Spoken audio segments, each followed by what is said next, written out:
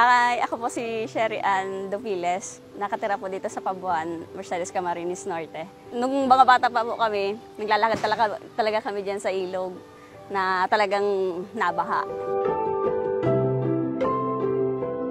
Nung wala pa itong tulay na ito, mahirap po talagang tumawid dito sa ilog po namin dito sa Pambuhan kasi nabaha po talaga siya.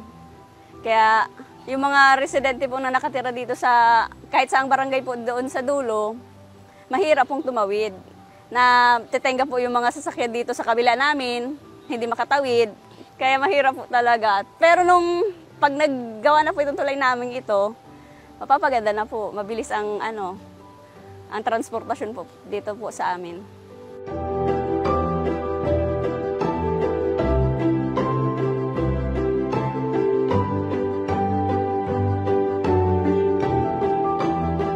Maraming salamat po, Gobdong, sa binigay niyo pong tulay para sa aming mga residente po dito sa Pambuhan, hindi lang po dito sa amin. Doon pa po sa ibang barangay na maabot po ng serbisyo ng tulay po ito. Tsaka kay Vice Gob po, Ascotcha, thank you po ng marami. At kay Senator Robin Padilla, maraming salamat po sa inyo.